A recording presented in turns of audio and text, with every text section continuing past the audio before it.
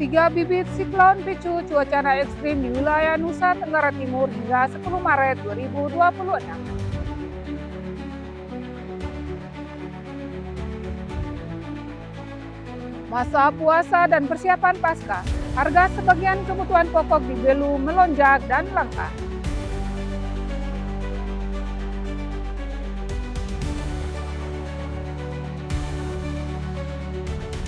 Masjid Agung Al-Muhajidin Atambua menggelar berbagai kegiatan keagamaan selama Ramadan.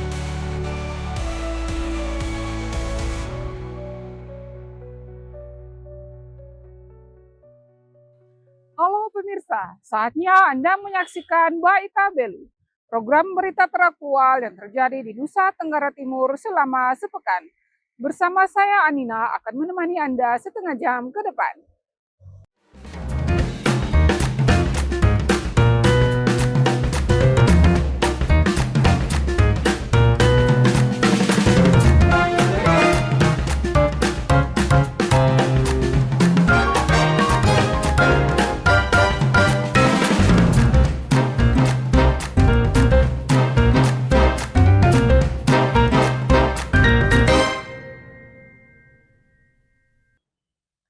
Sejumlah wilayah di Nusa Tenggara Timur saat ini tengah dikepung cuaca ekstrim berupa angin kencang dan hujan lebat.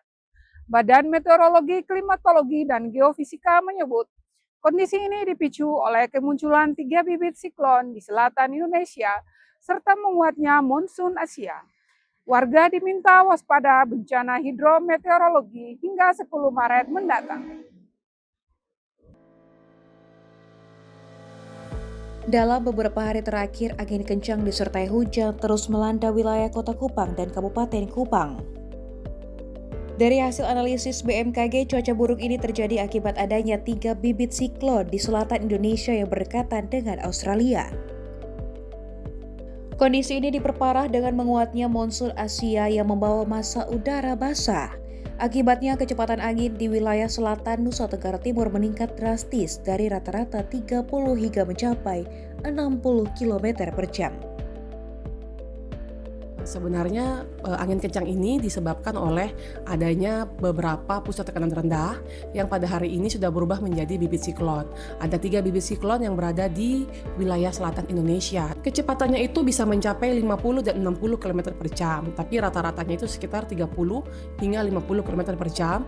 Itu di wilayah NTT, terutama yang cukup kencang itu di wilayah selatan NTT, seperti di Sumba Timur, Sabu, Rote, Kabupaten Kupang, Kota Kupang. Cuaca ekstrim ini memiliki karakteristik unik. Meski intensitas hujan saat lebat, durasinya cenderung singkat karena awan hujan dengan cepat terdorong oleh angin kencang. BMKG memprediksi anomali cuaca ini masih akan berlangsung hingga 10 Maret 2026.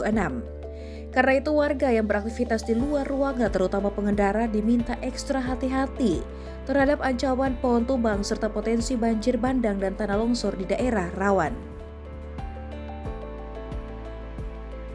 Himbauan untuk masyarakat seperti ini, pada saat periode-periode seperti ini sebaiknya lebih berada di dalam rumah. Waspada juga untuk daerah-daerah yang yang mengalami hujan dengan intensitas yang sedang lebat dan durasinya lebih panjang, itu juga rawan untuk longsor. Harus diwaspadai juga nih beberapa bencana hidrometeorologi seperti banjir, banjir bandang, longsor, dan juga pohon-pohon tumbang seperti itu. Untuk sementara waktu, warga diimbau tetap berada di dalam rumah jika tidak ada keperluan mendesak saat cuaca memburuk, serta terus memantau perkembangan informasi cuaca dari kanal resmi BMKG. Dari Kupang, Tim Liputan Timur TV melaporkan. Angin puting beliung yang terjadi di Kabupaten Belu, Nusa Tenggara Timur, menyebabkan 5 rumah dan peternakan ayam rusak berat. Kejadian ini membuat warga pun merugi puluhan juta rupiah.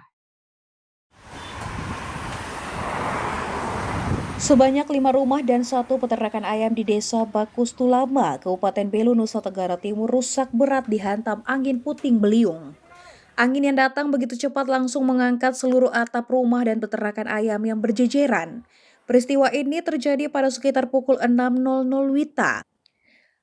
Beruntungnya kejadian yang terjadi ini tidak memakan korban jiwa. Warga sekitar langsung mengevakuasi perabotan penting ke tempat lebih aman karena atap mereka yang bolong menyebabkan hujan pun masuk ke dalam rumah. Salah satu warga mengatakan peristiwa ini menyebabkan kerugian mencapai puluhan juta rupiah karena harus membangun ulang usaha ternak ayamnya. Tiba-tiba saya dengar kayak bunyi dentuman jatuh pesawat. Sudah, hitungan detik saya kami keluar begini sudah. Semua sudah seperti itu. Jadi sengsu bertebaran di sana Sudah semua. bertebaran. Ada yang bertebaran lewat jalan ke tidak kan? Lewat jalan. Itu di sana. Di Embun. Ada yang di apa? Di kabel, di kabel situ. Terjam ya 6 pagi lah. Diperkirakan seperti itu. Kakak, ini kalau kejadian begini kayak ini atap rusak begini, ini kerugiannya ditaksir berapa kakak ini? Lumayan. Ya, puluhan juta lah ini. Kalau fisik bangunannya saja. Awal kita start bangun ini. Sementara itu, pihak BPBD Kabupaten Belu juga langsung meninjau lokasi dan memberikan bantuan tanggal darurat, serta akan mengevaluasi bersama tim kerja pasca bencana tersebut. Dari laporan awal itu di situ ditulis bahwa ada sekitar kita cek 5 kakak, 5 rumah. Nah, ya, kemudian ternyata setelah saya datang ada lagi satu yang kandang ayam, tetapi ya kalau di badan bencana kita kan memberikan bantuan darurat. Kita memberikan bantuan darurat sehingga sesuai dengan protap kami memberikan bantuan darurat seng, beras, terpal, kain panas, ikan kaleng. Iya. Nah, jadi itu yang bisa kita kasih dan ini semoga bermanfaat. Tetapi tidak berhenti di situ ya. Tetap nanti saya akan minta dari bidang 3, bidang RR, rehab rekonstruksi untuk membuat kajian pasca bencana ini bagaimana. Supaya dia melakukan penghitungan koordinasi NPU untuk selanjutnya kita koordinasikan. Seluruh warga dihimbau untuk mewaspadai berbagai bencana alam mengingat curah hujan disertai angin kencang masih melanda wilayah Nusa Tenggara Timur. Bila terjadi bencana alam, warga dihimbau untuk mengevakuasi diri ke tempat yang lebih aman guna mencegah hal-hal yang tak diinginkan terjadi. Dari Belu, Tim Liputan Atambua TV melaporkan. Akibat diguyur hujan deras selama beberapa hari terakhir, jalan di Desa Nanait, Kecamatan Nanait 2 Besi, mengalami longsor parah. Kondisi ini membuat akses transportasi warga terganggu, serta mempengaruhi aktivitas ekonomi dan pelayanan kesehatan masyarakat. Seperti inilah kondisi jalan di Desa Nanait, Kecamatan Nanait 2 Besi yang mengalami kerusakan parah akibat longsor setelah diguyur hujan selama beberapa hari terakhir. Sebagian badan jalan amblas hingga mencapai kedalaman sekitar 5 meter, akibatnya jalan tersebut nyaris putus dan membahayakan pengguna jalan. Kondisi ini menyebabkan akses transportasi masyarakat menjadi terganggu. Sejumlah kendaraan baik roda 2 maupun roda 4 mengalami kesulitan saat melintasi jalur tersebut. Meski demikian, sejumlah pengendara masih nekat melintasi jalan yang rawan longsor ini.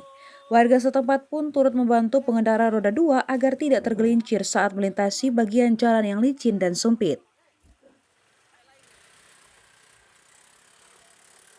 Perbaikan darurat telah dilakukan dengan menimbun bagian jalan yang longsor agar masih dapat dilalui kendaraan.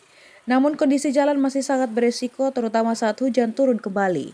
Jalan ini merupakan akses penting yang menghubungkan Kecamatan Nanait 2 Besi dan Tasik Veto Barat, serta menjadi salah satu jalur menuju kota Atambua. Warga menyebutkan lokasi ini merupakan titik rawan longsor setiap musim hujan. Meskipun berbagai upaya penanganan seperti penghijauan yang telah dilakukan, namun diperlukan kajian yang lebih mendalam dan penanganan permanen dari pemerintah agar longsor tidak terus terjadi setiap musim hujan dan akses transportasi masyarakat tetap aman dan lancar. Sebenarnya kapan mati? Ini dari 1 minggu yang lalu. Ini longsor karena apa ini? Wah, ini karena tanah lari terus ini setengah mati. Kalau kita hanya timbun-timbun saja, ini tetap tidak bisa. Hujan datang, dia akan turun terus. Jadi mungkin bisa cari alternatif lain itu seperti apa? Mungkin pemerintah bisa tangani atau seperti apa, kami masyarakat hanya menunggu saja. Kakak tadi saat kendaraan lewat yang kakak bantu mereka tuh. Jalanan memang licin kayak sekarang. Jalan licin terus, motornya naik tidak bisa. Karena memang dia turun dalam sekali, ini sekitar 5 meter ini. Jadi memang setengah mati. Dari warga sekitar sini bantu para pengendara yang ya, untuk dan melintasi. tadi pagi itu warga di sekitar sini bantu. Akibat kerusakan ini, sebagian masyarakat terpaksa memilih melalui jalur alternatif Sabuk Merah meskipun harus menempuh jarak yang lebih jauh. Dari Belu, tim liputan Atambua TV melaporkan.